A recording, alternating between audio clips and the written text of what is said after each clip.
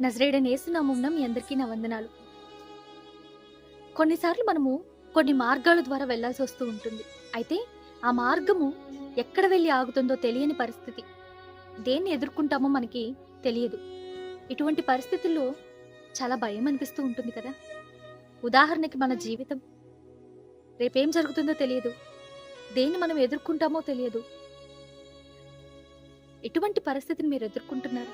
అయితే జీవితంలో కొన్ని స్పెసిఫిక్ మార్గాలు మనం వెళ్ళాల్సి వస్తుందండి. కొన్ని ఖచ్చితమైన మార్గాల్ని మనం వెళ్ళాలి.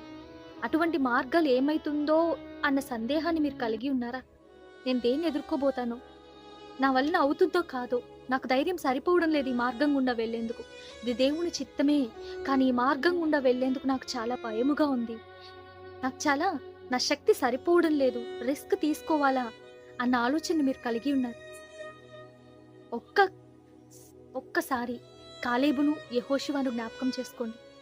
దేవుడు వాగ్దానం చేసిన కనానును చూసేందుకు వారు వెళ్ళినప్పుడు అక్కడి మనుష్యులు ఎలా ఉన్నారంట? చాలా బలిష్ఠులుగా ఉన్నారంట. చాలా ఎత్తు కలిగిన వారుగా, బలము కలిగిన వారుగా ఉన్నారంట. వాళ్ళ దృష్టికి వీళ్ళు మిడతల్లా ఉన్నారంట.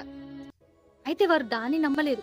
తనతో వచ్చిన మిగతా సహోదరులు తమ దృష్టిని చూసి మోసపోయారు. అయితే కాలేబు యెహోషువ మాత్రము వాళ్ళకి తెలుసు ఆ మార్గం గుండా వెళ్తే వాళ్ళు ఆ ఎత్తు కలిగిన బలము కలిగిన వారితో యుద్ధం చేయాలి అని తెలుసు.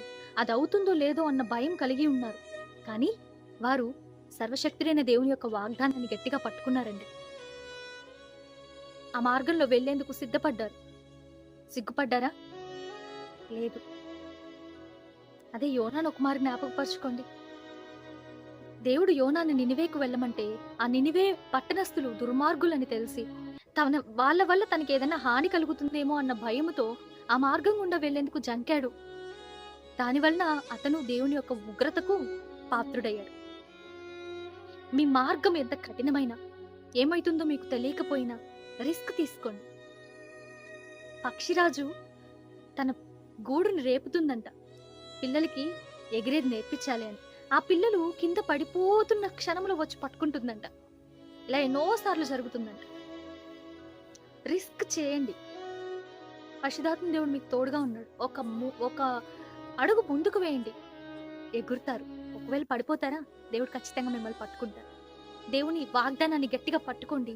మీ జీవితాన్ని మీరు స్వతంత్రించుకోండి. మీ జీవితంలో మీరు పొందుకున్న వాగ్దానాలని స్వతంత్రించుకోండి. దేనికి భయపడకండి, జడియకండి. దేవుడు మీకు తోడై ఉన్నాడు. దేవుడి వాక్యాన్ని దీవించును గాక. Praise the lord.